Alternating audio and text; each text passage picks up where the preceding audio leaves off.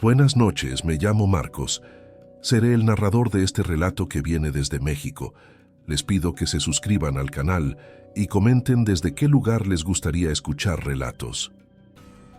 En el otoño de 1988, en un rincón olvidado de la Sierra Tarahumara, un padre y su hijo vieron algo que no debía existir. Descubrieron un rastro que se transformaba. Una blasfemia de la naturaleza que la razón no podía explicar. Obligados por el terror, hicieron un pacto de silencio, una tumba cavada con palabras no dichas para enterrar la verdad. Durante 40 años, el aire en ese rancho olió a miedo rancio y a la tierra seca que guardaba su secreto. Pero el silencio no mata a los monstruos, solo los deja cazar en paz. Y ahora algo ha vuelto a aullar desde la oscuridad. El rostro de Mateo Reyes era un mapa de Chihuahua, surcado por casi 60 años de sol implacable y la sequía de palabras que se había instalado en su alma durante más de 4 décadas. Rancho, la sombría, un legado de polvo y silencio, era su reino y su prisión, un terreno aislado al pie de la Sierra Tarahumara que absorbía su energía y guardaba sus secretos. Vivía en un exilio autoimpuesto, una cuarentena contra la memoria, donde la ausencia de su esposa era una presencia física y la distancia de sus hijos un sacrificio calculado para protegerlos del contagio de esa tierra. El cansancio que pesaba sobre sus hombros no provenía del trabajo manual, sino de la inmensa fuerza necesaria para mantener cerrada una puerta dentro de su mente. Una puerta que crujía con el recuerdo de 1988, cuando a los 18 años vio lo imposible, caminar por la tierra junto a su padre, Don Alba. Antes de continuar, suscríbete y dinos desde qué parte de México o del mundo nos ves. Su rutina era una liturgia contra el caos, un conjunto de rituales diseñados para llenar cada momento de propósito físico y agotar el cuerpo para silenciar la mente. Se despertaba antes de que el primer rayo de luz pálida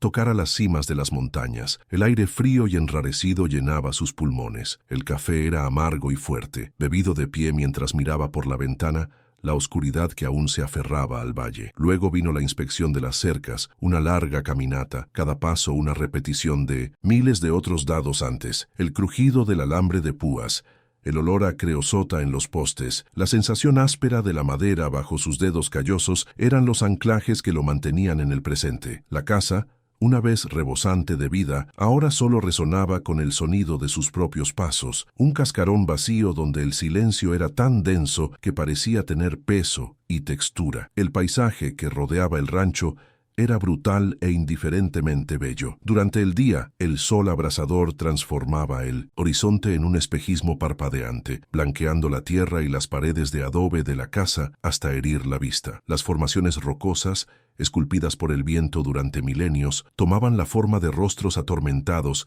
que parecían observarlo en su trabajo solitario, testigos silenciosos de una historia mucho más antigua que la suya. De noche, la transformación era absoluta. El calor se disipaba rápidamente, dando paso a un frío penetrante, y el cielo se abría en un tapiz de estrellas frías y distantes. La oscuridad que envolvía el rancho no traía paz, sino una tensión palpable, un vacío que parecía estar vivo, respirando lentamente en la inmensidad del desierto chihuahuense, recordando a cualquiera que se aventurara allí su insignificancia. La memoria era un depredador que cazaba en silencio. Un sonido trivial, como el silbido del viento a través de una grieta en el marco de la puerta, bastaba para transportarlo al pasado. Sus músculos se tensaron, se le cortó la respiración, y su mirada se desvió instintivamente hacia el viejo armero cerrado con un pesado candado oxidado. Se recompuso rápidamente, atribuyendo la reacción a la soledad y la edad, a un corazón cansado que se asustaba con facilidad. Pero era una mentira, se dijo a sí mismo. Era el eco de un miedo primario, la respuesta condicionada de un animal que había sobrevivido a un encuentro con la cima de la cadena alimenticia. El pasado no estaba enterrado, simplemente estaba latente, y él vivía en constante estado de alerta, temeroso de hacer el ruido que pudiera despertarlo. Las noches eran su purgatorio. Dormir era un lujo poco común, fragmentado por pesadillas que lo dejaban empapado en sudor frío. La mayoría de las veces se daba por vencido. Se sentaba en la mecedora del porche delantero, con una escopeta del calibre 12 sobre el regazo, no por miedo a los ladrones ni a los coyotes, sino por una hipervigilancia que se había convertido en parte de su biología. Escudriñaba la línea donde el patio del rancho se unía a la oscuridad salvaje, con el oído entrenado para filtrar los sonidos normales de la noche, el croar de las ranas, el zumbido de los insectos, el lejano canto de un búho, y aislar cualquier anomalía. Esperaba un sonido específico, un aullido profundo y gutural que no pertenecía a ninguna criatura conocida, y la ausencia de ese sonido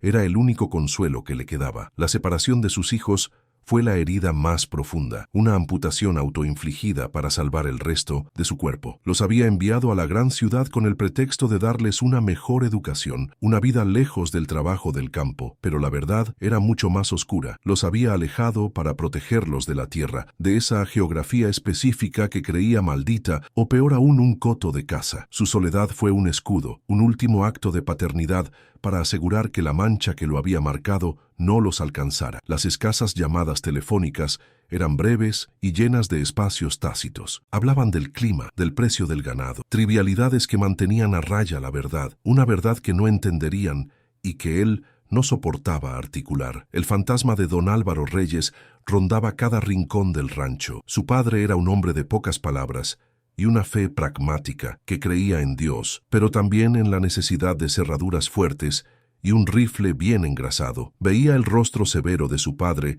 en la veta de la mesa de la cocina, sentía su presencia en el peso de las herramientas del taller, oía su voz en el viento, aconsejándole reforzar las cercas antes del invierno. Don Álvaro le había enseñado a Mateo a sobrevivir en estas tierras, pero también le había legado la carga del silencio. Fue su padre quien estableció el pacto, la ley de que lo que vieron en 1988 moriría con ellos. Y ahora, con su padre reducido a una cruz de madera en el pequeño cementerio familiar, Mateo era el único guardián del secreto. El sonido del desierto era una sinfonía de soledad. El viento incesante era el instrumento principal, silbando entre los cañones y los esqueletos de cactus, a veces como un lamento, a veces como un susurro en un idioma desconocido. Se oía el sonido de la grava bajo sus botas, el zumbido de las moscas al sol del mediodía, el susurro de una lagartija escabulléndose bajo una roca. Estos eran los sonidos de la vida cotidiana, el ruido de fondo de su existencia, pero su mente siempre estaba atenta a la disonancia, a la nota equivocada en esa melodía, el repentino silencio de los grillos, la inexplicable agitación de los caballos en el corral, una rama rompiéndose en la oscuridad con un peso que no pertenece a un ciervo ni a un jabalí. En un cajón polvoriento de su cómoda, bajo ropa vieja de lana, yacía una pequeña caja de madera. No la había abierto en años, pero se sabía su contenido de memoria. Dentro, envueltas en una tela de terciopelo descolorido, había 6 balas de fusil. Eran más pesadas y sin filo que las balas de plomo normales. Eran las balas que su padre había forjado, fundiendo viejas monedas de plata y la cubertería de plata de su abuela en una noche de desesperación febril. Eran el testimonio de una noche en la que la razón fue abandonada y la superstición se convirtió en la única arma viable. La caja era la prueba física de que el horror era real, un oscuro talismán contra la parte de su mente que, incluso después de 40 años, intentaba convencerlo de que todo había sido una pesadilla. Intentó combatir el recuerdo con la lógica. Era el aislamiento, se dijo. Cualquier hombre que hubiera vivido solo tanto tiempo empezaría a ver sombras donde no las había y a oír amenazas en el viento. Se obligó a recordar los años anteriores al horror, los días de duro trabajo bajo el sol, seguidos de cenas familiares, el sonido de la risa de su madre resonando por la casa. Pero estos recuerdos parecían pertenecer a otra vida, a una película vieja y descolorida. El suceso de 1988 no solo había creado un nuevo recuerdo, había envenenado todos los anteriores, cubriéndolos con una pátina de miedo y pérdida. La lucha por mantener la cordura, por creer en el mundo racional, fue la batalla más agotadora de su vida, librada cada día en el silencio de su propia mente. Las señales fueron sutiles al principio, fáciles de ignorar. Una oveja encontrada muerta cerca de un arroyo, con su cadáver extrañamente intacto, como si hubiera muerto de puro terror. Luego, un ternero recién nacido desapareció de su corral cerrado, sin señales de forcejeo ni de cómo un depredador pudo haber entrado o salido. Mateo razonó. La oveja podría haber sido mordida por una serpiente, el ternero podría haber sido robado por ladrones, aunque el robo de un solo animal carecía de sentido. Pero una frialdad familiar comenzó a instalarse en su pecho, una sensación que no había sentido desde la adolescencia. Era la sensación de ser observado, la comprensión de que el equilibrio natural de su pequeño mundo estaba siendo perturbado por una fuerza externa y malévola. El sol se ponía tiñendo el cielo de naranja y púrpura, los colores de un moretón. Mateo estaba de pie cerca de la puerta principal, con el metal frío bajo su mano, contemplando las montañas que se oscurecían. El viento cambió, trayendo consigo el olor a tierra húmeda y ozono, un presagio de la tormenta que se avecinaba. Pero había otro olor mezclado, un leve pero inconfundible aroma a almizcle silvestre y carne vieja, un hedor que le erizó los pelos de los brazos. No era el olor de ningún animal que conociera, era el aroma del recuerdo, el aliento del pasado que le acariciaba la cara. Apretó la mano contra la puerta, con el cuerpo tenso, la larga vigilia silenciosa, la paz armada que había mantenido durante 40 años, estaba a punto de terminar. El silencio estaba a punto de romperse. El detonante no fue un rugido en la oscuridad, sino una voz crepitante proveniente de una radio vieja, un aparato que sonaba más por costumbre que por compañía. Mateo estaba en el taller, con el olor a cuero y aceite impregnando la madera, reparando una silla de montar desgastada, cuando el locutor interrumpió la música ranchera para dar las noticias locales. Una pareja de turistas capitalinos que se había aventurado a acampar en los senderos más remotos de la Sierra Tarahumara llevaba 3 días desaparecida. Las autoridades hablaban de un probable accidente, de haberse perdido en el terreno traicionero. Pero el reportero, con una entonación que buscaba el sensacionalismo, mencionó que los lugareños murmuraban sobre algo más, sobre los restos de su campamento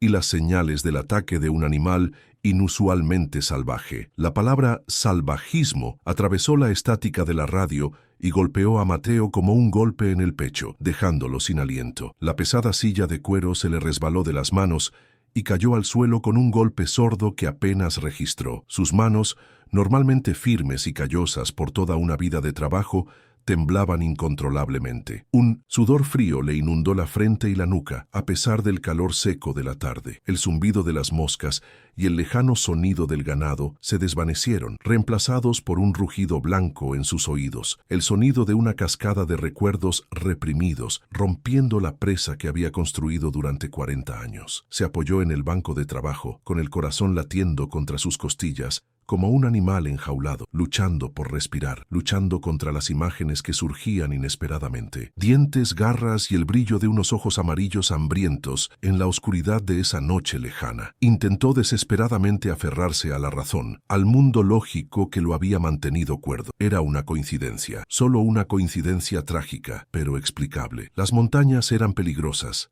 Siempre lo habían sido. Un puma hambriento, una manada de coyotes desesperados. La gente subestimaba la naturaleza, se adentraba en ella sin preparación y pagaba el precio. Se repetía estas explicaciones en 1900, voz alta, en el silencio del taller, pero las palabras sonaban huecas, frágiles. El término salvajismo inusual, usado por el reportero, se le pegaba a la mente. Sabía lo que era la caza normal, limpia y funcional de un depredador, y sabía lo que era la otra cosa, la carnicería, la matanza por placer, la furia que no pertenecía a ningún animal conocido. Esa noche, la vigilia de Mateo dejó de ser un ritual pasivo para convertirse en una operación militar. Dormir era una imposibilidad, una debilidad que no podía permitirse. En lugar de sentarse en el porche, patrullaba el perímetro de la casa, moviéndose entre las sombras como un fantasma en su propia tierra. La escopeta ya no descansaba en su regazo, la sostenía con fuerza,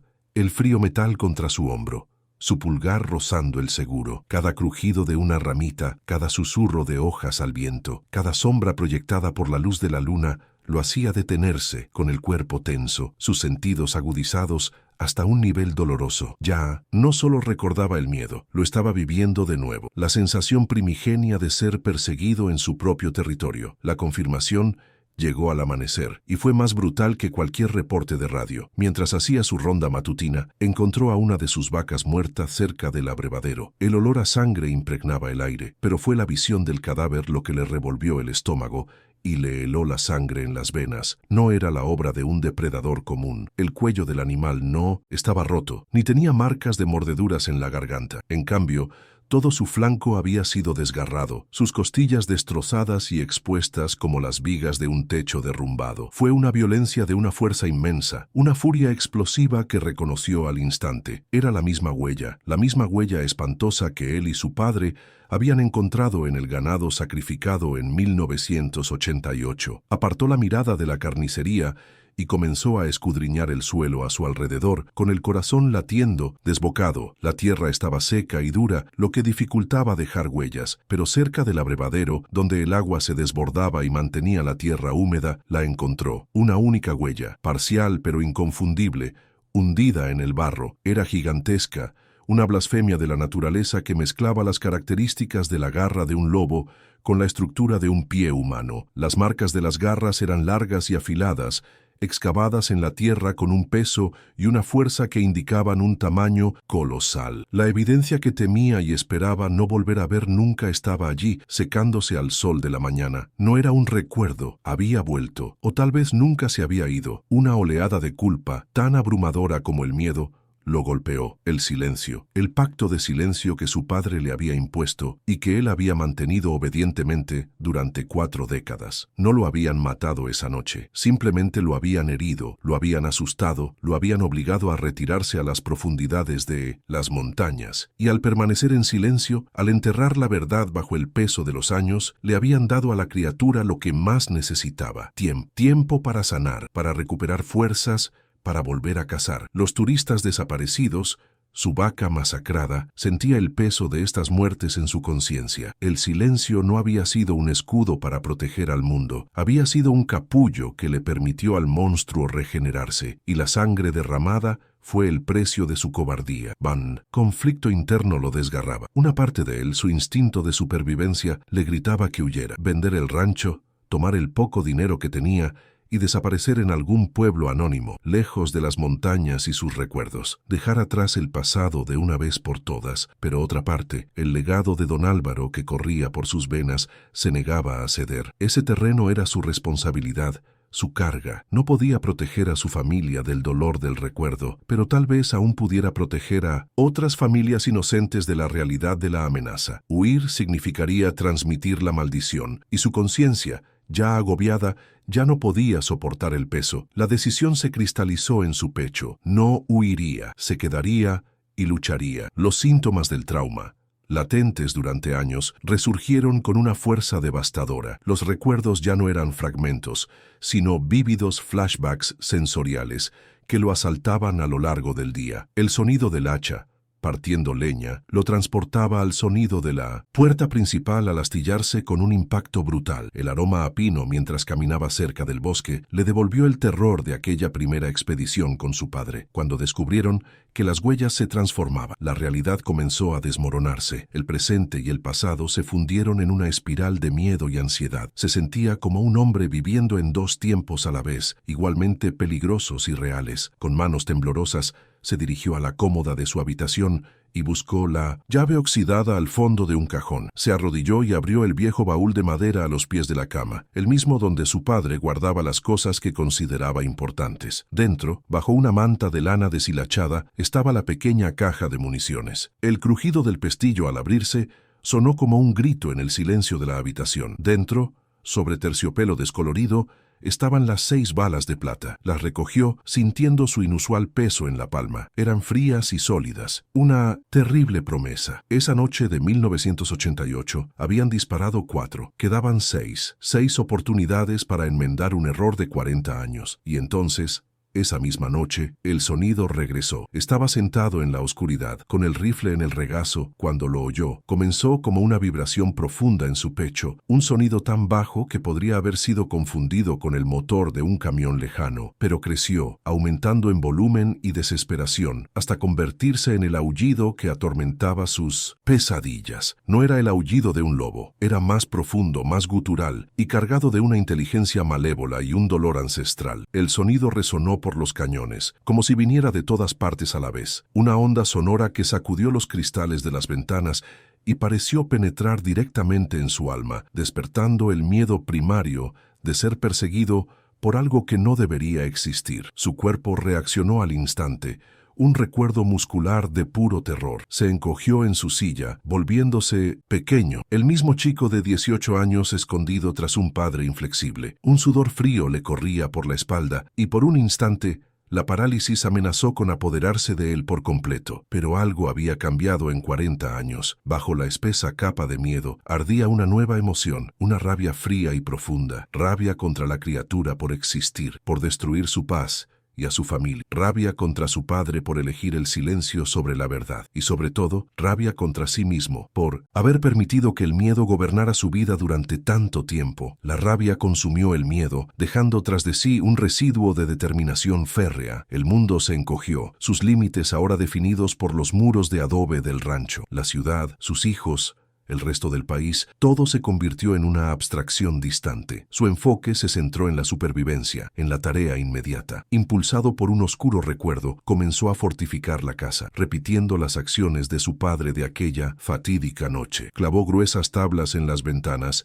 sin dejar ni una sola grieta. Arrastró una pesada viga de hierro y la colocó como barrera en la puerta principal. Luego salió a la oscuridad e instaló un perímetro de alarmas improvisadas, latas llenas de piedras colgadas de un alambre tenso, un sistema primitivo para avisarle con pocos segundos de antelación. Recordó la expresión en el rostro de don Álvaro. No era el miedo de un hombre supersticioso ante un demonio, era la concentración sombría de un cazador pragmático ante un depredador anómalo. Su padre no rezaba, fundía plata, no pedía ayuda divina, reforzaba las puertas. En ese momento, Mateo comprendió por fin la profundidad de ese pragmatismo aterrado. El verdadero horror no era enfrentarse a un fantasma ni a un espíritu. El verdadero horror era darse cuenta de que el monstruo era de carne y hueso, que sangraba, que pensaba y que estaba sujeto a las mismas leyes biológicas del hambre y la caza que cualquier otra criatura viviente, solo que a una escala blasfema y aterradora. El aislamiento, que una vez fue una condición de su vida, se convirtió en un arma que lo apuntaba. Estaba completamente solo. Llamar a la policía era impensable. Hay un hombre lobo rondando mi rancho. Lo internarían. Intentar advertir a los pocos vecinos dispersos a kilómetros de distancia lo convertiría en el loco local, el viejo ermitaño que finalmente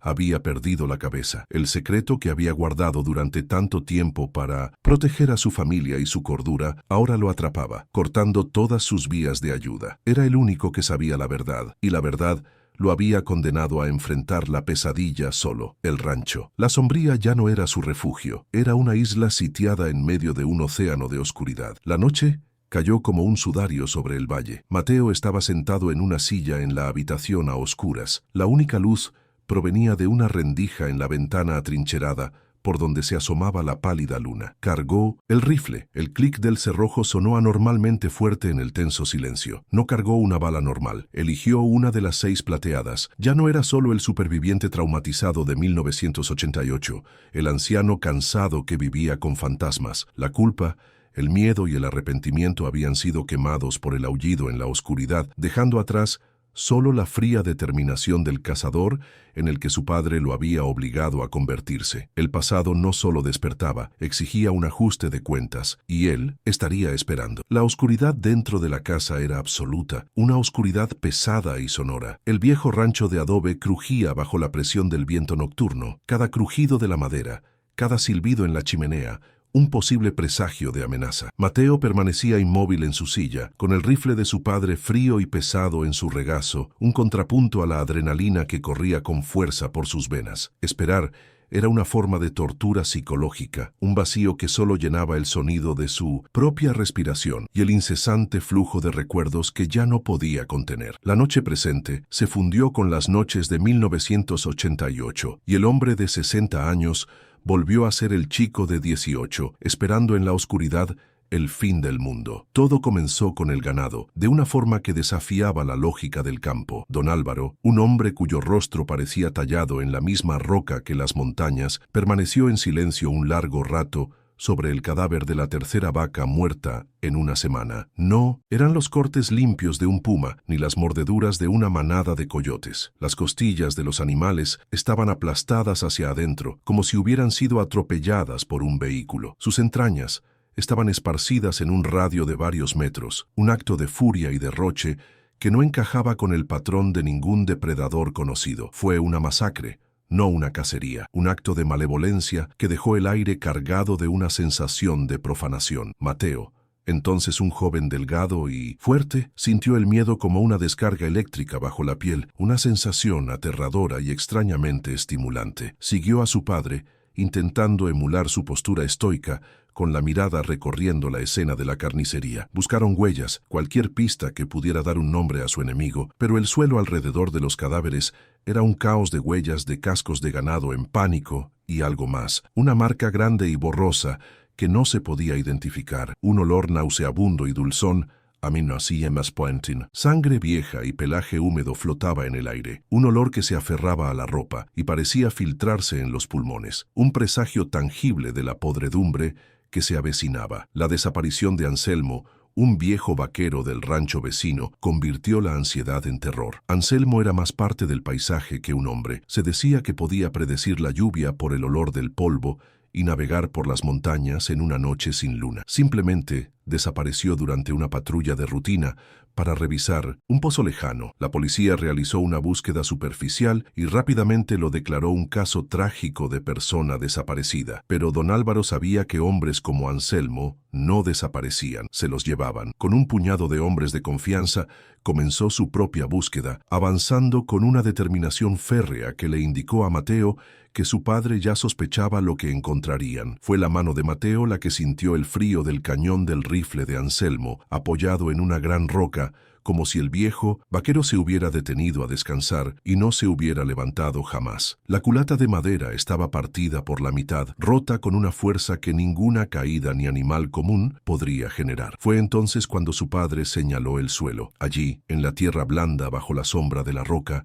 comenzaba un rastro. Las primeras marcas eran inconfundiblemente las de las desgastadas botas de trabajo de Anselmo, marcadas por el peso de un hombre de pie. Don Álvaro se arrodilló, con el rostro pálido y concentrado, y comenzó a seguir las huellas, seguido de cerca por Mateo, con el corazón latiéndole con fuerza contra las costillas. Lo que vieron a continuación fue una imposibilidad que quebró la esencia misma de la realidad de Mateo. Metro a metro, las huellas de las botas comenzaron a transformarse. Se hundieron más en la tierra, los tacones se alargaron, las puntas se ensancharon. La forma distintiva de las suelas comenzó a fusionarse y a contorsionarse, como si la propia bota se volviera de carne y hueso. A los 10 metros la transición se completó. Las huellas desaparecieron y en su lugar quedó un rastro de colosales huellas de lobo, cada una del tamaño de un plato, con marcas de garras tan profundas en la tierra que parecían hechas por la ira. Don Álvaro no gritó ni maldijo, simplemente se detuvo, miró las montañas y luego a su hijo. Su rostro revelaba una comprensión aterrorizada, la aceptación de una verdad folclórica que había pasado toda su vida descartando como superstición. Agarró el brazo de Mateo con una fuerza que lo hizo estremecer. «No mires más eso», dijo con la voz ronca, un susurro que atravesó el silencio del desierto. «Vámonos a casa, ahora, y no le digas ni una palabra a tu madre». El largo viaje de regreso al rancho transcurrió en un silencio sepulcral. El mundo familiar de sol, polvo y trabajo duro se había disuelto, revelando un abismo de pesadilla debajo. Esa noche oyeron el aullido. No era un sonido que viajara por el aire hasta sus oídos. Era un sonido que parecía originarse en sus propias mentes. Era profundo y resonante. Un gemido gutural que vibraba en los huesos y revolvía el estómago. Tenía la tristeza de un alma perdida y la furia de un dios hambriento. El sonido llenó el valle, resonando en las paredes del cañón de una manera que hacía imposible localizar su origen. En la pequeña sala, Elena, la madre de Mateo, dejó caer las cuentas de su rosario. Se dispersaron por el suelo de baldosas, con un sonido que fue completamente ahogado por el gemido infernal que provenía de la oscuridad. Un crujido en el pasillo hace que Mateo alce su rifle. El cañón traza un arco silencioso en la oscuridad. Sus músculos están tensos, listos para la acción. Es solo el asentamiento de la vieja casa, un sonido familiar que ahora se siente como una amenaza. Baja el arma lentamente, pero el sonido fantasmal de ese primer aullido persiste en sus oídos. un eco perfecto a través de 40 años de silencio forzado. Puede sentir el mismo terror gélido de su juventud, pero ahora está teñido por la amargura de la soledad y el peso de la responsabilidad. Ya no tiene un padre a su lado que le diga qué hacer. La dinámica familiar de los Reyes se desmoronó bajo el peso de lo imposible. Elena, su madre, una mujer de fe sencilla e inquebrantable, vio cómo esa fe se convertía en terror supersticioso. Se encerró en su habitación, impregnada del aroma a cera de vela y del sonido de sus frenéticas oraciones susurradas. Le rogó a don Álvaro que se fuera, que abandonara la tierra que sus antepasados habían trabajado durante generaciones. «Esto es obra del diablo, Álvaro», exclamó. No podía comprender la obstinada negativa de su esposo, su resignada aceptación de que debían enfrentarse a lo que les deparara el futuro. Don Álvaro intentó explicar solo una vez, con voz serena pero firme bajo la luz parpadeante de una lámpara de queroseno. ¿Y qué? ¿A quién? ¿Al jefe de policía de un pueblito que nos llamaría borrachos o locos? Enviarían a una gente que apenas conoce el camino, y la criatura lo mataría. No, Elena, este mal nació de esta tierra, es nuestro problema, y lo resolveremos nosotros mismos. Era una lógica brutal, la ley no escrita de lugares aislados, donde la civilización es solo una fina capa sobre una realidad mucho más antigua y salvaje. Estaban solos, y la ayuda no llegaría. Este silencio institucional no era solo una suposición, era una realidad comprobada. Años antes, don Álvaro había intentado reportar la extraña muerte del ganado al sheriff local, un hombre cuya familia llevaba en la zona tanto tiempo como la suya. El sheriff escuchó pacientemente, luego miró hacia las montañas y dijo con desalentadora firmeza: «Álvaro, algunas cosas que viven en estas colinas han estado aquí mucho antes que nosotros y estarán aquí mucho después. Es mejor no provocarlas». No era una negativa a ayudar, era una advertencia. Era el reconocimiento de un pacto de ignorancia mutua, la admisión de que había límites que la ley y el orden no podían ni querían traspasar. La decisión de forjar las balas de plata fue el momento en que cruzaron el umbral de la razón y entraron en el reino del mito. Mateo observó a su padre, cuya silueta se recortaba oscuramente contra el resplandor anaranjado de la forja, moviéndose con precisión ritual. Don Álvaro abandonaba la lógica del siglo XX y recurría a una sabiduría más antigua y oscura. Las historias que los trabajadores rarámuri contaban en voz baja alrededor del fuego, leyendas que siempre había descartado como cuentos de viejas. Si la criatura no obedecía las leyes de la naturaleza, tal vez obedecía las de la superstición. Era un acto de desesperación, una apuesta a que el folclore contenía una verdad literal y mortal. El viento afuera arrecia, raspando las ramas de un mezquite contra la pared de adobe. Raspa, raspa, raspa. El sonido imita el rasguño de garras, pero Mateo no se mueve. Su mente está en la forja, recordando el olor acre del metal fundido y el siseo cuando su padre sumergió el primer molde en el agua. En ese momento, don Álvaro no solo estaba creando munición, estaba armando a su hijo con la herramienta más importante para esa guerra, la fe. Para cazar un monstruo, primero hay que creer que existen. Aceptar lo imposible era el primer y más crucial paso para sobrevivir. Las noches se convirtieron en un asedio claustrofóbico. Se atrincheraron dentro de la casa en cuanto el sol tocó el horizonte, siendo los gruesos muros de adobe su única defensa. Afuera lo oyeron moverse, pasos pesados y rítmicos que rodeaban la propiedad, gruñidos bajos y guturales, llenos de curiosidad, mientras la criatura investigaba las puertas y ventanas atrincheradas, y el sonido más aterrador de todos, el agudo y penetrante sonido de largas garras arañando la madera, tanteando, buscando una entrada, un punto débil. Se sentaron en la oscuridad, en silencio, solo el sonido de su propia respiración y sus corazones palpitantes. El horror se manifestaba en los pequeños detalles, en la evidencia de la perversa inteligencia de la criatura. Una mañana, la puerta del gallinero estaba intacta, pero el techo metálico había sido arrancado y retorcido como papel de aluminio. Todas las gallinas estaban muertas, sus cuerpos esparcidos, pero ninguna había sido devorada. Era una demostración de fuerza, un mensaje. En otra ocasión, encontraron una de las ovejas de Elena, a la que había criado desde su nacimiento, empalada en la parte superior de la puerta principal, un tótem grotesco para recibirlas al amanecer. La criatura no solo buscaba comida, jugaba con ellas, las aterrorizaba, se deleitaba con su miedo. La falta de sueño y el miedo constante comenzaron a erosionar su cordura. Mateo vivía en un estado de alerta máxima que lo dejaba exhausto. El mundo diurno, con su sol brillante y su cielo azul, parecía una farsa, un escenario endeble que ocultaba la obscena realidad de la noche. Vio el envejecimiento acelerado en los rostros de sus padres. Las arrugas de preocupación de su padre se profundizaron hasta convertirse en surcos, y los ojos de su madre perdieron su brillo, permanentemente abiertos por el terror. Se convirtieron en espectros en su propia casa, acosados no por un fantasma, sino por una presencia viva y hambrienta que los esperaba afuera. El mayor sacrificio que hicieron fue el de la verdad. Se aislaron del mundo para guardar el secreto. Cada mentira contada a un vecino curioso o a un familiar preocupado era un ladrillo más en el muro que los aprisionaba. No podían compartir su carga, sabiendo que serían recibidos con incredulidad y burla. Al proteger al mundo de la existencia del monstruo, se condenaron a enfrentarlo solos, cortando sus lazos con la comunidad y la realidad compartida que la mayoría de la gente habitaba. El secreto era un veneno que los mantenía vivos, pero los mataba lentamente desde dentro. En aquellos días, Mateo comprendió que la lucha de su padre no era solo contra la criatura, sino contra el caos que representaba. Don Álvaro los obligaba a mantener una rutina. «Reparad la cerca, alimentad a los caballos, la vida continúa», decía con voz áspera. Eran intentos desesperados por mantener el orden, por afirmar que el mundo de los hombres y sus reglas aún prevalecían. Pero era una ilusión. Cada tarea se realizaba con los nervios de punta. Cada sonido del viento los hacía mirar por encima del hombro. Simplemente representaban la normalidad, un teatro para sí mismos, mientras esperaban el siguiente acto de horror. Mateo abre los ojos en la oscuridad de la habitación. El torrente de recuerdos lo ha dejado exhausto,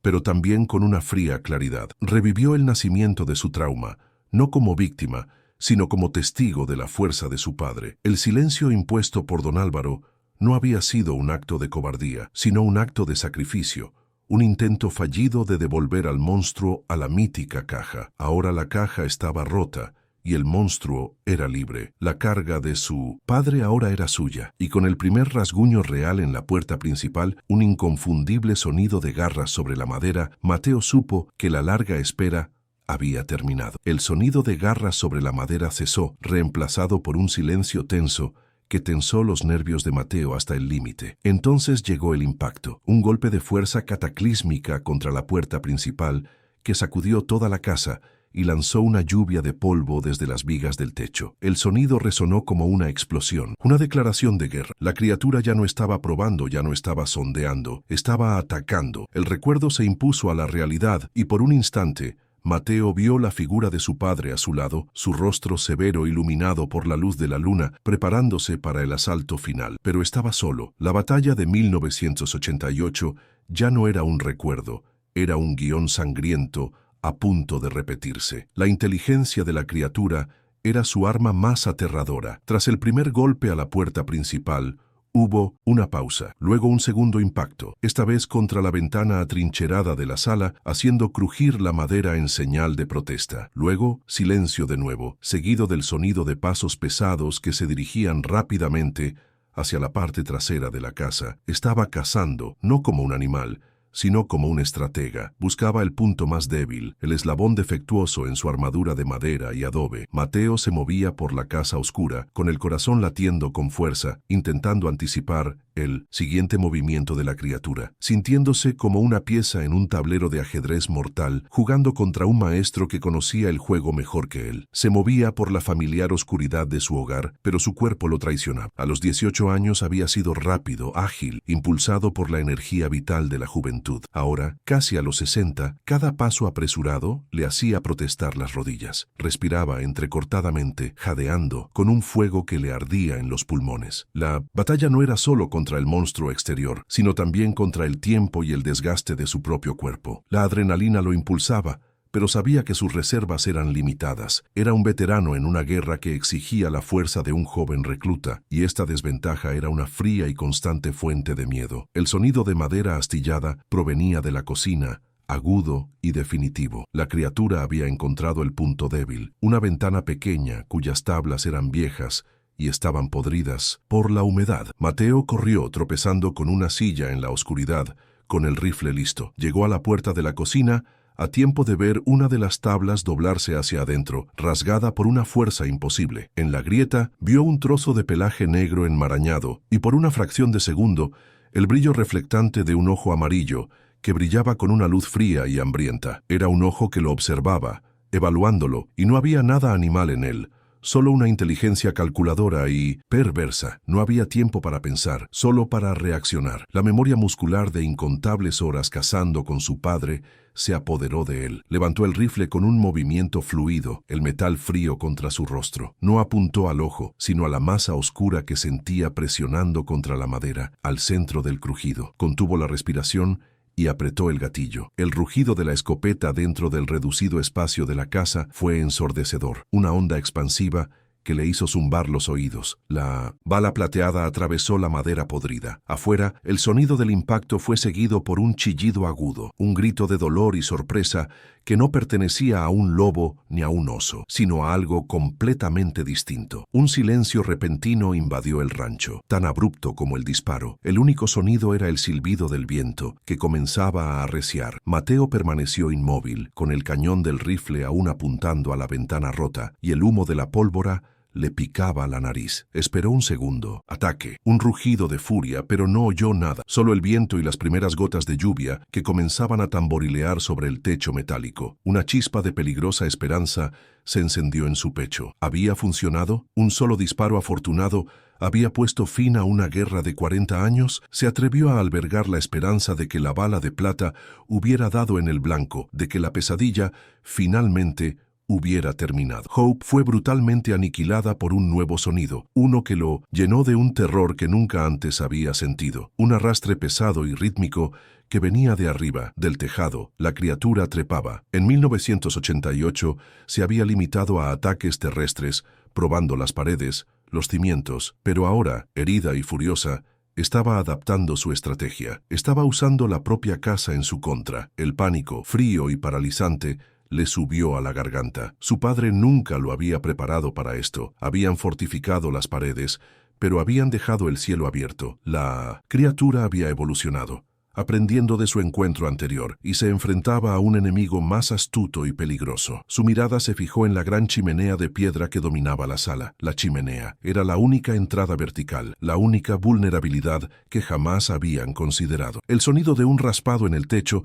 se detuvo justo encima de él, seguido de un gruñido sordo que parecía venir del cielo mismo. Su mente corría, buscando una solución, cualquier solución. Su mirada se posó en la gran lata de queroseno que usaba para alimentar las lámparas. Sin dudarlo corrió, agarró la lata y comenzó a rociar la pila de leña seca ya dispuesta en la chimenea, con manos temblorosas, pero movimientos rápidos y precisos. Ya podía oírlo, el sonido de garras raspando la mampostería dentro de la chimenea, el sonido de una respiración pesada y dificultosa que descendía hacia él. El olor a pelo mojado y sangre llenó la habitación. Tiró la lata vacía a un lado y cogió una caja de cerillas de la repisa con dedos temblorosos. La primera cerilla crepitó, la segunda se apagó. Oyó un gruñido a pocos metros sobre su cabeza. Encendió la tercera cerilla. La pequeña llama titiló como un alma frágil en la oscuridad. La arrojó sobre los leños empapados de queroseno. La combustión fue instantánea y explosiva. Una bola de fuego que rugió por la chimenea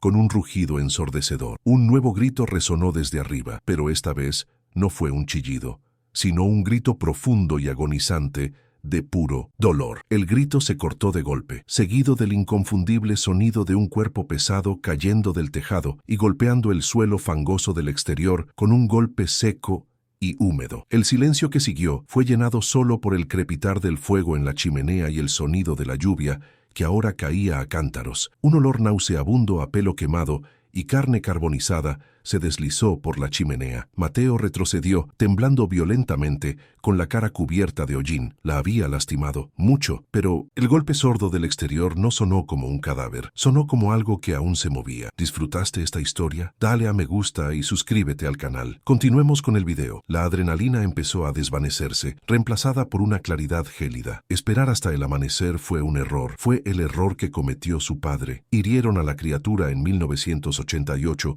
y la dejaron escapar en la oscuridad, asumiendo que moriría a causa de sus heridas. Fue un error nacido del agotamiento y la esperanza. Un error que permitió que la pesadilla regresara 40 años después. Mateo no lo repetiría. La rabia y el dolor de la criatura afuera se habían convertido en un silencio amenazador. Tenía que confirmar su muerte. Tenía que ver el cuerpo con sus propios ojos. La guerra solo terminaría cuando él la terminara, definitiva y absolutamente. Tomando la decisión más peligrosa de su vida, caminó hacia la puerta principal. Sus manos, ahora firmes, retiraron la pesada viga de hierro, desbloqueó la cerradura y abrió la puerta con un crujido. El viento y la lluvia lo azotaban con fuerza, un ataque de la naturaleza misma. Abandonar la seguridad de su fortaleza era una locura táctica, pero quedarse atrapado con un depredador herido y desesperado acechando afuera era un suicidio lento. Salió a la noche tormentosa, con el rifle firmemente en sus manos, convirtiéndose de nuevo en el cazador. Ya no defendía, atacaba. La luz anaranjada que emanaba de la chimenea y las lámparas del interior de la casa se extendía por el patio embarrado, revelando la escena. Allí, cerca del muro bajo la chimenea, había una zona de hierba aplastada y tierra removida, y mezclado con el agua de lluvia encharcada había un rastro, gotas y vetas de sangre oscura, casi negra, tan espesa que la lluvia no podía lavarla por completo. Era la sangre del monstruo. El rastro no terminaba allí, continuaba, un sendero macabro que se alejaba de la casa hacia la oscuridad impenetrable de la línea de árboles que marcaba el límite del bosque. Con el corazón latiéndole con fuerza, Mateo comenzó a seguir el rastro. Avanzaba despacio, cada paso con paso pausado, aprovechando los destellos intermitentes de los relámpagos para iluminar su camino. La tormenta estaba en su apogeo. El sonido de los truenos resonaba por las montañas como la artillería de una guerra celestial. El bosque que se extendía frente a él parecía absorber el sonido, creando una atmósfera extrañamente apagada y claustrofóbica. El rastro de sangre era más difícil de seguir allí, pues las gotas se mezclaban con las hojas mojadas y el oscuro suelo del bosque. Pero persistió, impulsado por una necesidad obsesiva de ver el final, de presenciar el último aliento de su enemigo de toda la vida. El rastro de sangre lo condujo más adentro del bosque de lo que pretendía, hasta un pequeño arroyo seco, un barranco oculto por un afloramiento rocoso. El olor a sangre y ozono era intenso. El rastro terminaba en un charco oscuro, protegido por una roca saliente. Fue entonces cuando oyó un sonido que no encajaba. No era el gruñido agonizante de la criatura que esperaba. Era un gemido bajo, patético y débil. Era el gemido de cachorros. Por un momento, pensó que había acorralado a un coyote o a algún otro animal, que había perdido el rastro principal. Un relámpago brillante iluminó la escena bajo la roca con la claridad de una fotografía, y la realidad se hizo añicos en la mente de Mateo. La criatura a la que había disparado y quemado, el enorme lobo negro, yacía de lado con el pelaje chamuscado y enmarañado de sangre, respirando entrecortadamente. Pero acurrucados contra su vientre, buscando calor y protección, había otros dos seres, versiones más pequeñas, en miniatura, de la misma criatura. Eran delgados con pelaje ralo y complexión desgarbada, pero innegablemente de la misma especie blasfema. La criatura no había regresado, se había reproducido. En ese instante, todo encajó con una claridad aterradora. El salvajismo insólito, la matanza desmedida y desesperada, la creciente audacia de los ataques. No se trataba solo de la furia de un monstruo solitario, era el hambre desesperada de una madre intentando alimentar a sus crías. El ataque a su rancho no fue un acto de pura maldad, sino el último y desesperado acto de un animal acorralado. Esta constatación no disminuyó el terror, al contrario, lo profundizó, anclando la pesadilla en el grotesco terreno de la biología. El monstruo era aún más peligroso, porque no luchaba solo, por sí mismo. La enorme criatura moribunda levantó la cabeza con un esfuerzo tremendo. Sus ojos amarillos se encontraron con los de Mateo. Ya no había en ellos la furia de la caza, ni la inteligencia perversa. Solo había dolor, agotamiento y una última súplica protectora. Lanzó un último gruñido débil, no dirigido a él sino a los cachorros, que gimieron e intentaron esconderse aún más bajo su cuerpo. Mateo levantó el rifle. El cañón encontró automáticamente la cabeza de la criatura más pequeña, más cercana. Su dedo se cerró sobre el gatillo. El metal frío contra su piel podía acabar con el linaje allí mismo. Ahora mismo se quedó inmóvil. La lluvia torrencial lo calaba hasta los huesos. El viento aullaba a su alrededor. El mundo entero se encogió ante ese pequeño drama de horror bajo la roca. Matarlos sería un acto de exterminio, el fin de un ciclo de miedo que había definido su vida. Sería una salvaguardia para el futuro, pero también sería la masacre de una prole indefensa ante su madre moribunda, por monstruosos que fueran. La revelación final no fue que el monstruo hubiera regresado, sino que nunca había estado solo. El silencio de su padre no solo había permitido que un monstruo sobreviviera, le había permitido multiplicarse. La guerra no había terminado con esa batalla. Una nueva y terrible generación acababa de comenzar. En la oscuridad del barranco, empapado por la tormenta y el horror, Mateo bajó su rifle. El cañón, que momentos antes prometía fatalidad, ahora se sentía pesado e inútil. Miró los ojos amarillos de la madre moribunda, un destello de conciencia que se desvanecía, y luego a los cachorros temblorosos, ya no monstruos, sino simplemente vida, desnudos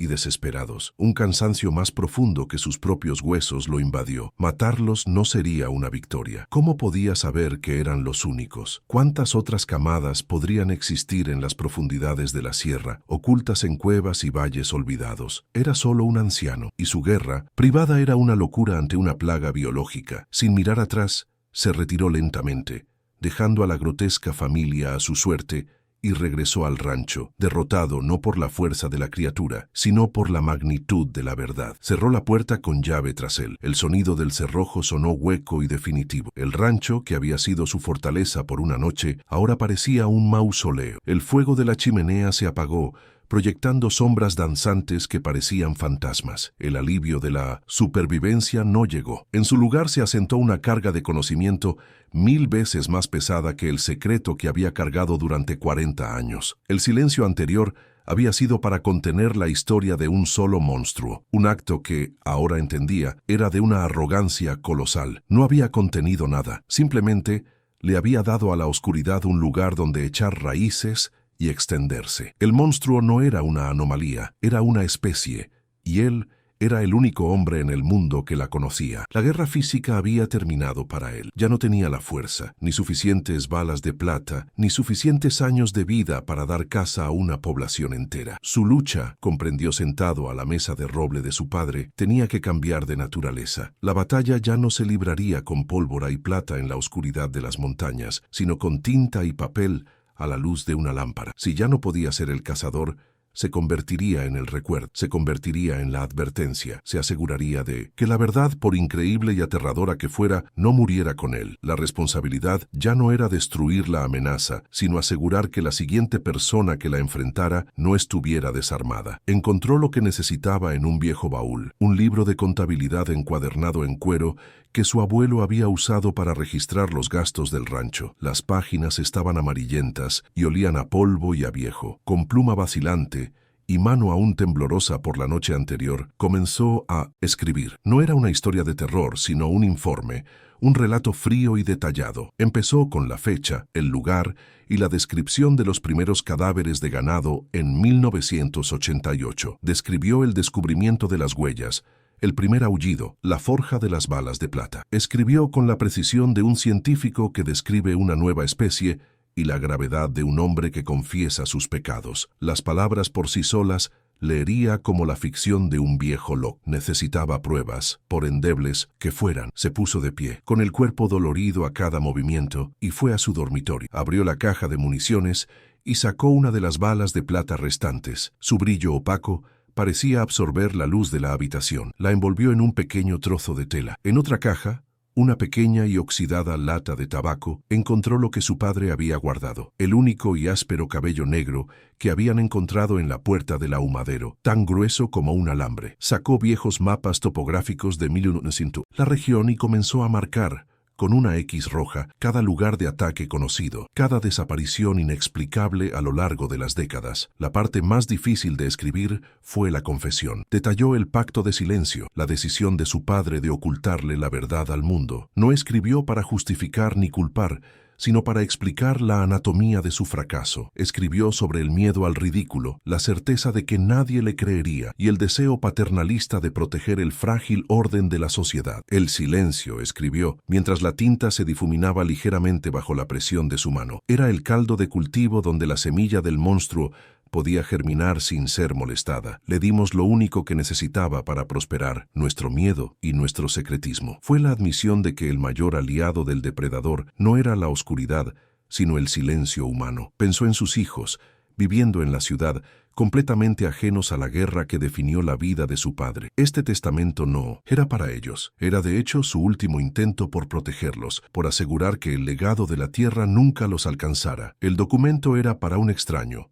un futuro ranchero, un investigador curioso, o quizás solo para el tiempo mismo. Era una botella arrojada al océano de la historia que contenía un mapa del infierno. Era un arma que no podía usar, forjada con la memoria y el dolor, legada a un soldado desconocido en una guerra aún por venir. Su escritura se volvió más urgente, adquiriendo un tono profético. Advirtió que las criaturas no eran simples bestias, sino seres inteligentes, capaces de aprender y adaptarse. La subida al tejado era prueba de ello. Planteó la hipótesis de que, aunque eran territoriales, el crecimiento de su población inevitablemente los obligaría a expandir sus territorios de caza. Los ataques en las laderas montañosas se volverían más audaces, trasladándose lentamente de las zonas silvestres remotas a granjas, aldeas y finalmente a ciudades. La pesadilla privada de la familia Reyes estaba destinada a convertirse en un problema común. Él solo estaba dando la primera señal de alarma. En los días siguientes,